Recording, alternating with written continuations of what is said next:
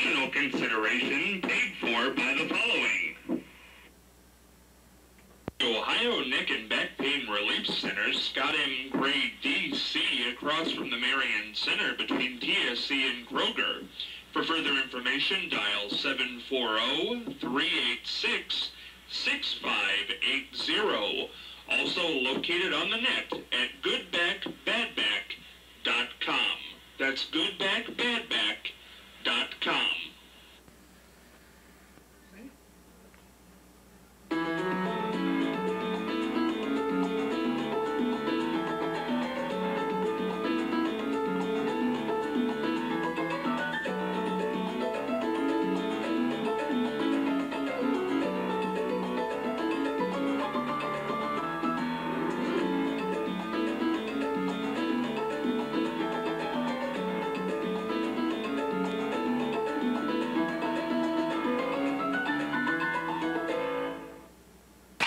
It is Friday here on The Exchange, joined by Charlie Evers, Mary Ann Michaels, George Dunster, Martha Dalsmanesi, and Shannon O'Neill.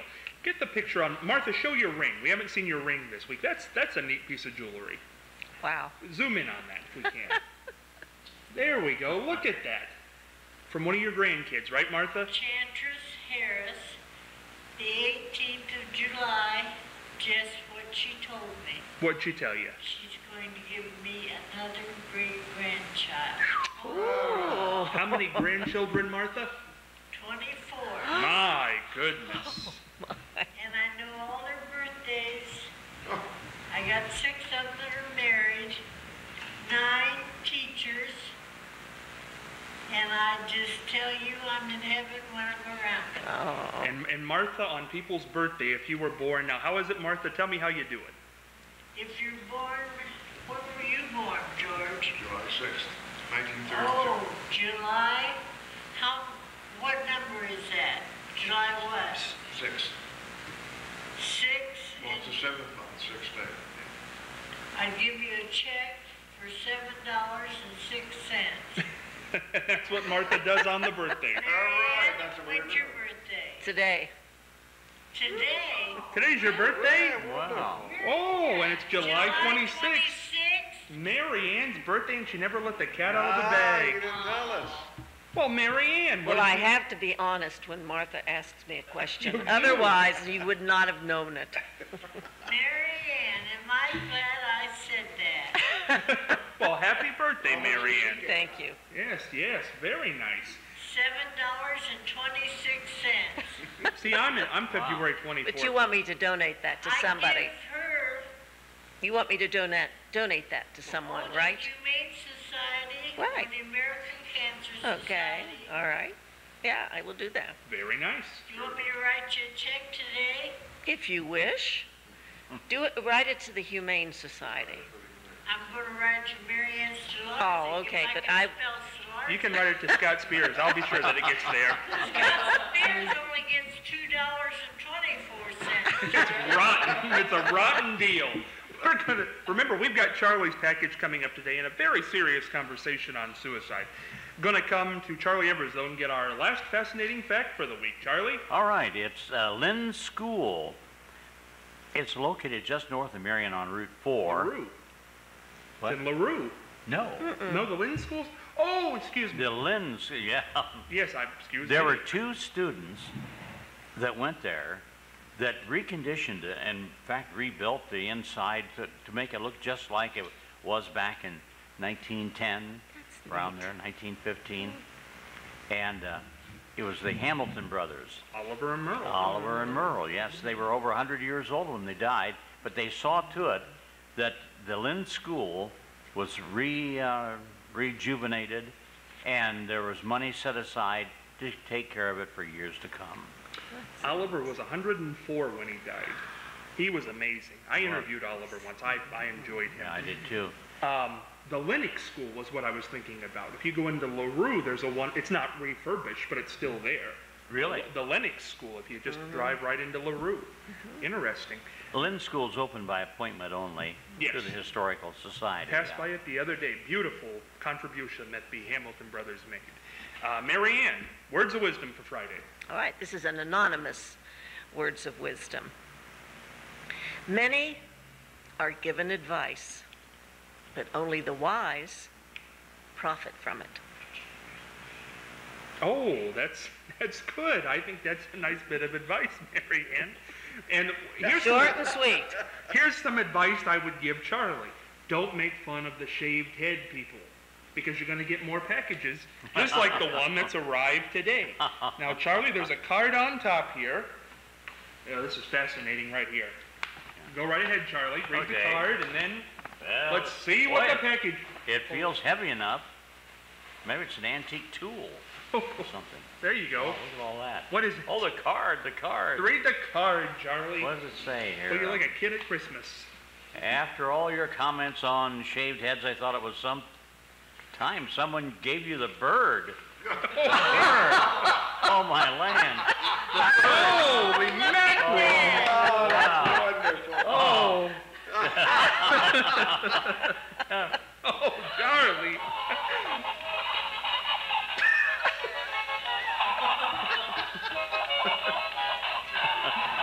Well, turn that toward the camera, Charlie. That's just wonderful. Somebody just gave Charlie Evers the bird. Tell all your friends. Follow that, Mary Ann. Oh, I can't follow that. How do you shut this thing You off? don't. They have to run the course. We're moving on now to a discussion here. Terrible. The discussion is not going to match the noise. Oh, Chris. Every time you touch, There. wow. Oh, boy, that'll go on forever. Anyway, we're going to move on now in the program. This is such an important topic to come out of that. But anyway, earlier on in the week, we looked at a very, it was a poignant bit Mary Ann Peace did for WCMH in late 1970s on suicide. We also gave the rates, but we never got to discuss it. I hope you saw that on Tuesday. It was run about 10 minutes. Don't got time to run it again today. Maybe the station will rerun it. That would be nice. But in lieu of that, I am going to read the facts again that are current, if you didn't hear them. Some of them, which are very important, I think. 1.3% of all deaths are from suicide. On average, one suicide every 17 minutes. Think about that. While we're doing this program, 2 suicides happen. That's too many. More males die from suicide than females. That's different than it used to be. It used to be more females than males. Suicide ranks as the 11th leading cause of death. Homicide ranks as 13th, and that's what shocked George and I, that more people die from suicide than homicide. That means more people die killing themselves than killing somebody else. 73% of all suicide deaths are white males. 80% are firearm. Among the highest rates when categorized by gender and race are suicide deaths for white men over 85, 54 in 100,000. That's amazing. Mary Ann, you did that story so well in the late 1970s, spurred, I think, a little bit by Jonestown, as we heard. Boy, oh boy, when you hear these statistics today, here we are, almost 30 years later. What do you think? Well, they're a lot worse, aren't they? They are. They were bad enough back then. And, you know, the young people, that's the part that really got to me. The young people.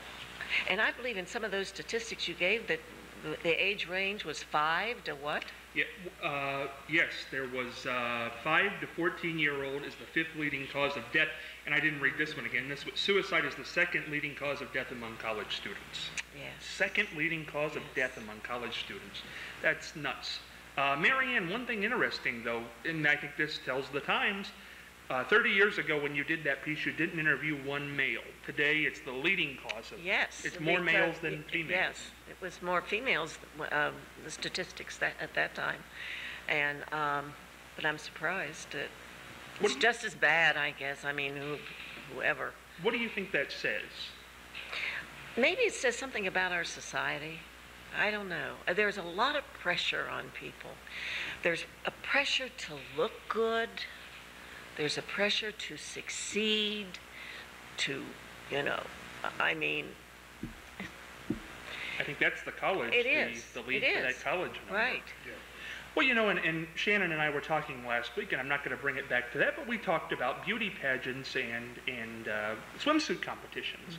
You know, and I guess if you enter, you know that's going to be part, but I think you always think you're probably going to have a chance to win. And when somebody tells you you don't measure up, that's tough. Looks are a big thing now, I Well, think. of course, life is competitive. I don't care what you do, there's going to be competition. And I think parents need to stress with their children that everybody has a value and that you have a value and you have to find what you can do. Everybody has different talents, and you got to find strength in something that you do. And I think parents can help their children do that.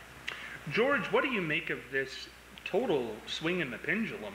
It used to be very high for females, as Mary Ann's piece said in the 1970s. Now it's the leading cause of death for white male. Not the leading cause of death, suicide, the highest majority of suicides are white males. White male. Yes. And I think it is. It's that pressure to perform, to produce. It's very, very competitive out there anymore. The same thing with college students. I teach college. We try not to put the pressure on them in terms of the grades aren't everything. No, they aren't. If you learn something, and that's what I look for in my students. I don't push them on the grades so much. I say, don't worry about that. We're here to try to. I said, I'm not here to fail you. I'm here to make you succeed. And I think we have to do that. But there is that pressure. I think you probably see Dr. Shannon and Fordham. Oh, yes. Absolutely. And obviously when students are under so much pressure and there's so much stress in their lives, how the stress manifests itself in other ways is interesting, and especially in beauty pageants that will certainly manifest itself in eating disorders, and you see it a lot. And it's so unfortunate that suicide is so prevalent among college students, because like I said, just a little over a year ago, there was a student found in his dorm room at Fordham University where I attend school. He had committed suicide, and it's terrible, and I don't know what we can do to reverse that number when the stress and the pressure only continues to grow exponentially. But the parents put it that way out too, the kids that are in college, because they say, well, we're paying for your education. Yes. You better start for this. Yes. But this bullying in schools, that's a big factor with young people. It just makes me sick when I hear about the bullies and what they do. And there are some children that simply can't take it. They're harassed constantly and made fun of. And I think parents should be very strong, and teachers should be very strong to talk about that. And more needs to be done. Mary Ann, what do you make of this thing in college where a lot of colleges bring you down and on the first day say, look to your left, look to your right, one of these people won't be here? That may be the true statistic, but should they do it? I know. I don't know. I think what they're trying to do is encourage them to really work, so that they won't be that person. But that is, it's pressure. Some people work better under pressure. I mean, they're... You were in the business where you had to. Boy, did you ever have... Thrive on pressure. Yes. I mean, I did. I spent my life, 41 years in the news business. Yes. And that is Thrive on pressure. pressure. Deadlines. Yes. But And then when things go wrong and you have to change what you're going to say. But George, I'll tell you, that's a different kind of pressure, though. Because here's why, when I did radio, a lot of times you had to be up at 4 in the morning. Now, I always said there would be no other job in the world I'd get up at 4 in the morning to do. I did the same thing in TV. It was pressure that I liked, though, because it was a good... Yes. Now, in college, a lot of times, you go to be a teacher, a doctor, a lawyer. You want to be in that field, but sitting down and writing a term paper is not giving you a whole lot of joy. And I don't know, it's a different kind of... I always thought it was. Yes. As going through college was a different... radio was very pressure. I mean, if you didn't show up, you were dead air. And you knew that. I mean, there were nights I couldn't sleep because of that. Tyranny of the clock. That's right. But it was something I liked. Yes. In college, And not that I didn't like college, but there were times you didn't want to do an all-nighter. You didn't want to try to Yes. remember every little thing. I think it's just different, Mary Ann. What do you Yes. think? Yeah, I think you're right about that, because I absolutely loved broadcasting, and I was willing to do all of the things. I wouldn't do anything else. I wouldn't either. Well, I liked teaching too. I taught, so I... Well, I spent radio, newspaper, and television. But most of it was in TV. Yes. It's very unique. Charlie, what do you make? Let's talk about the older citizens. Among the highest rates when categorized are suicide deaths of white men over 85. In this community, I don't hear a lot of that, but boy, I guess it's going on. You can imagine, when a person gets that old, they have disease of one kind or another, they're buying pills, they're using up all their money, and what is there left? I know, and I can understand after you reach, especially if you're in a nursing home or you have somebody caring for you at home and you feel like you're a burden to everybody. And I know that's the way my mother was in a nursing home for about 3 years, and the last year she didn't want to live any longer, and she stopped eating. She wouldn't eat, she wouldn't drink, and she wouldn't take her medicine. And they may have died so-called natural causes, but that is a form of suicide. It is. That is. Well, and I could understand it because she was just miserable. Well, let's talk about this, Marianne, because the piece you did, I thought one of the best parts of it, if not the best part, was talking to the survivors. Now, in a situation... Yes, the victims of... Well, this was... Let's just talk about... Since you've opened up here, that was your mother, and you had to put her in a nursing home, and then you had to watch her say these things. And hear. How did you feel? Well, it's terrible because you can't do anything. There's nothing you can do to change it. It's... and then these poor people who have family members that have Alzheimer's disease. And that, I think, is the worst kind of disease to have because your mind is no longer working. And it's horrible. It's just horrible. George, my goodness, when you have to watch somebody go or you find out somebody's committed suicide and you're left, how do you feel? Because you're the one really with the burden now. That's right. It's a victim. You're a victim, yeah. You know, when you mentioned the nursing home, I put my mother in a nursing home for 4 months prior to the fact she died. And it was, she cursed me up and down every day about her putting her in that nursing home. But there was no other way. Yes. But Johnny mentioned something. You get to the age where you feel that you no longer can produce. You're not worth anything. You're not worth anything. You cannot be a contributing member to either your profession or to life. I can understand to me, that is a terrible, terrible feeling. That's why we just keep running as hard as we can. Well, now, George, though, do you feel that way? Is that something you play? Not you, but do people feel that way in general because that's what they feel? Or does society make them feel that way? There's a lot of ageism, especially in that business broadcasting. Absolutely. And too often we are defined by what we do instead of who we are. And they say, who are you? Who's George Dunster? I say, well, I'm a retired newsman. I'm a college professor. I define by what I do. I'm a theater director. You don't think, at least some of us, my generation, didn't define ourselves by certain personality traits. We defined ourselves by what we did. What we did. Well, I think the worst thing, and I saw people working these long days talk about pressure, and when I heard somebody say, you know, that was their life. If something didn't go well, it would just wreck their whole day. You know who comes to mind because I was a lot of broadcasters here, Jack Parr always seemed to me like he would go home and put himself up on the wall when something didn't go well. It was his life, and he had to stop. Where conversely, I think Johnny Carson just handled that a lot better. If it didn't go well, we'll come back and do it again tomorrow. Yes. And try to get it. And when he left, he left. Yeah, but what happened? He left and he cut himself off from everything. Why do you think that was? He did. Why do you think that was? I don't know. And to me, it's one of the sad things because I think he had so much more to contribute. I guess he felt like he did. I don't know. You know, people who watched the program yesterday and saw Easter Straker's goodbye, I mean, when you think about it, as we said, at that time, Easter was not married. Easter had no kids. How important was her job, did you see, to her? Very, very important. She thrived at what she was doing. And even once she left television, she went to radio until she no longer could do it because she was ill. And we never talked about that in terms of how do you feel because you can't do your programs anymore. We just talked about wonderful other things. I've talked to so many people of a certain age, you know, over 65, who there are certain jobs, if you love your job, it does become who you are, and when it stops, you're in trouble. And I feel, I don't want to say I feel bad for them because I guess they had a good life, but I feel like, boy, you got to have something else than your job, Marianne. Yes, well, I had a career in teaching and I had a career in broadcasting, and when I retired, I was ready to retire. I mean, I knew this, you know, I don't want the day-to-day stresses, but I do a lot of volunteering, and I'm involved in the community, and I think that's what you have to do. You have to do something with your life. Of course, I love to read. I read a lot, and you know, but You're doing this program. Yeah. and Well, I'm doing this program, right? Well, you know, the unique thing was,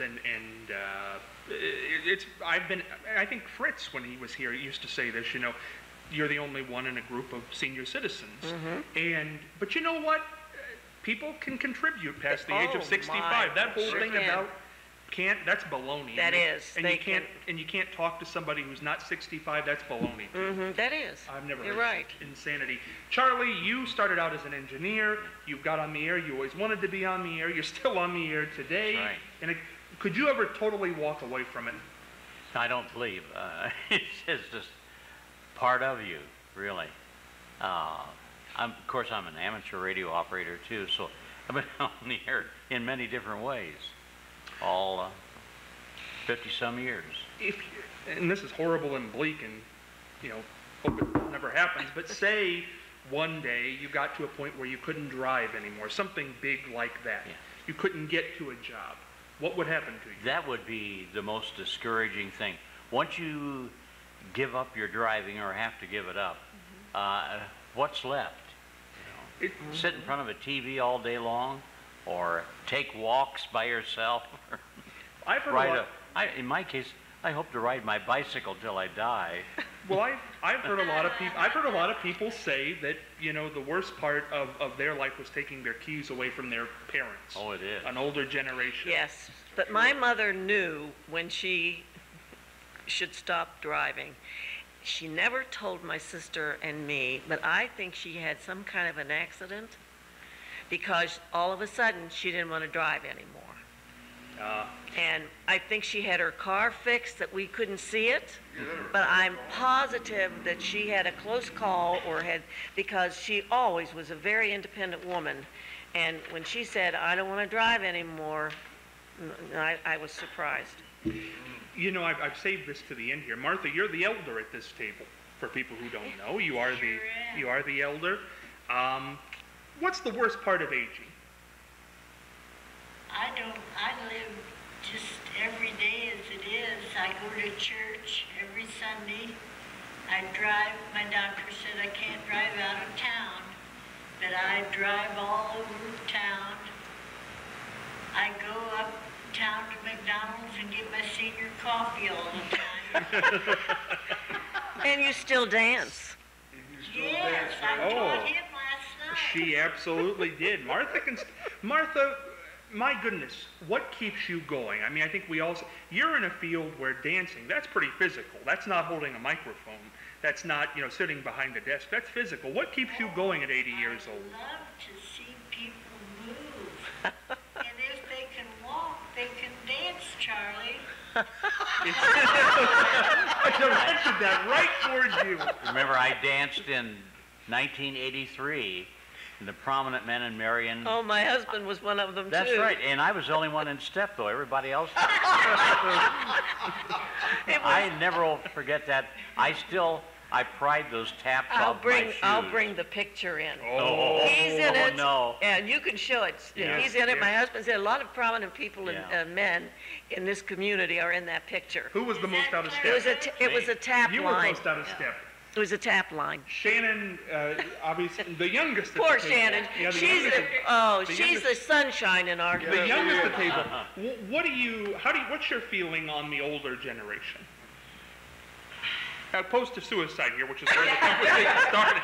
Suicide's the way out. Yeah. A broad question. I mean, as a younger person, I definitely want to just savor all the good things that are happening in my life right now and I have my whole life ahead of me, only 22 years old, so I know there's so much yet that I hope to do, And you will do. thank you. Yes, you will. Thank you. So but I do like hearing the other perspective too, though, because it makes me, I'm just honored to be sitting with so many people here who have accomplished so much and have a lot to share, and I hope to be like you someday. Oh, Hey, how there you nice. go. Going to go to the mailbag before we wrap up today. And by the way, if you have a problem in some way, there are suicide prevention lines. Internet now does beautiful things with that. Get some help. There are more than just one hospital like there were in the 1970s. Just wanted to hit this because I think it's pretty apt. I have recently lost my mother, who was my last living parent. I am 45 years old. I can't get over it. I feel like an orphan. What can I do to feel relief? Marcia and Marianne. That's tough, and a lot of people, baby boomers are in that right now. Marianne, what do you think? Well, it's a shame if that person doesn't have a good friend. You know, friends are wonderful in times of fun and in times of sorrow. And, you know, you can talk to that person. I hope that person has somebody, is it a he or a she? Marcia. Marcia, okay, that she can talk to. And if she goes to church, she could talk to her priest or her minister or her rabbi. You know, you need to talk about it. You really do need to talk about it. What do you think, Charlie? Be involved, do things, yes, talk to people. I can't believe anybody would feel that much alone. Yes, I can understand after their parent died, but hey, there's too much today to be involved with. Get involved. I've heard people, though, say that when they lose a parent, it doesn't matter how old you are. It's Yes, a parent. it is a parent. And that's right. tough. It's tough. Shannon, what advice would you have for this person? I really like what Marianne said. I think you've just got to lean on the people that can be a support for you, and that's certainly what I would do in that case. Martha, you said your parents died 5 weeks apart from each other, right? Yes. When they died, what did you do to feel better? Oh, it was a terrible thing. My parents were my life. My mother came into this world in February the 12th, 1891. My dad, June 30th, 1886. They were married 67 years. My goodness. And they raised 5 people. Martha, it's a beautiful, and time heals all, I think is the point of that. Yes, I was just yes. looking at you in the monitor, Martha. You look like the Cat in the Hat a little bit. Don't you think? I think it looks good, though, for you. I think it works good. irmcommunication@gmail.com. The Exchange Marianne under Facebook. George, thank you so much for making the trip again. Scott. Always, Thank you. always fun. See ya next week.